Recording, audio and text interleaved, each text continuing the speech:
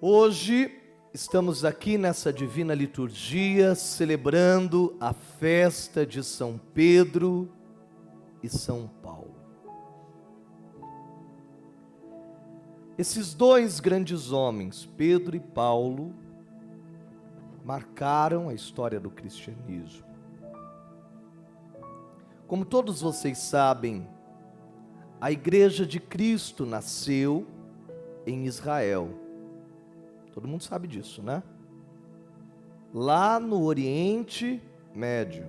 Não foi em Roma, não foi na Rússia, não foi na China, não foi no Brasil, não foi em Belém do Pará, não foi em Maringá, não foi em Londrina. Ela nasceu lá no Oriente Médio. No menor de todos os povos, que é Israel. Uma terra pequenininha, perto do Egito, perto da Mesopotâmia, perto do Líbano, perto do Iraque. Aquela região que na história antiga ficou conhecida como a terra dos assírios. Por isso, inclusive, o nome da igreja é Igreja Siriana, porque é dos assírios, Oriente Médio. Siriana, ortodoxa, orto, reta, doxa, pensamento, doutrina, doutrina reta, que não desviou, né? De Antioquia, que era justamente a primeira diocese fundada fora de Jerusalém. Então os discípulos conheceram Jesus ali e por 3 anos eles andaram, caminharam, aprenderam com quem? Com Jesus, que curou, operou milagres, exorcizou, fez maravilhas. E Israel, os judeus inteiros acreditaram, confiaram e choraram, inclusive a morte de Jesus, celebraram a ressurreição e muitos iam se convertendo. E aquele processo revolucionário de Jesus, porque ele entra dentro de uma religião que já era estabelecida, que era o judaísmo, ele renova aquela religião, e aqueles que entendem e reconhecem Jesus o Messias, começam a se converter a Jesus, e os discípulos ali em Pentecostes começam a batizar, em nome do Pai, do Filho e do Espírito Santo. Então é uma ruptura.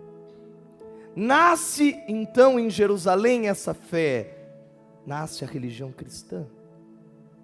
E esses 12 discípulos, eles têm que fugir de Israel. Por quê? Porque os cristãos começam a ser perseguidos e começam a ser mortos. Por quê? Aqueles que eram os líderes religiosos da época não aceitam aquele movimento que está nascendo. Então os cristãos tinham que se esconder nas catacumbas para celebrar a missa. Por quê? Porque se alguém visse eles celebrando a missa, eles denunciavam, e aí ia todo aquele bando, matava a família inteira da pessoa. Claro que nos dias de hoje ninguém sai matando ninguém, só fala mal, né? Faz cartinha, faz coisas assim, mas não mata, não põe na fogueira, nada parecido. Bom, porque a lei não deixa, né? Senão matava. Então veja, aqueles primeiros discípulos, eles são obrigados então a sair de Jerusalém, de Israel, para poder proteger a própria vida. E Pedro então sai de Jerusalém e ele chega em Antioquia. Ali surge a primeira comunidade cristã fora de Jerusalém, igreja essa que eu faço parte. E em Damasco, Pedro se estabelece e ali se une Marcos, que é o João Marcos do Evangelho. Ali se estabelece Barnabé e homens de elevada estima. Inclusive a nossa igreja é a única que tem o nome escrito na Bíblia. Lá no Atos dos Apóstolos está escrito: em Antioquia estavam homens de elevada estima, Pedro, Paulo, Barnabé, Tiago, e estava os primeiros discípulos e subdiscípulos, aqueles que já vinham depois dos primeiros apóstolos. Tiago fica em Jerusalém, Tomé vai para a Índia. E assim vai espalhando os 12 discípulos nos patriarcados que a gente conhece. São 12 patriarcados, grandes patriarcados.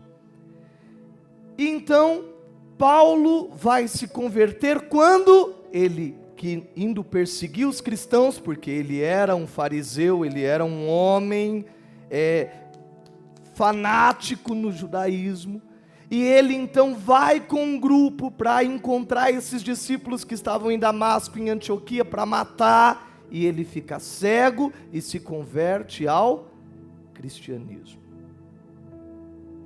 Ele se converte. Jesus fala com ele.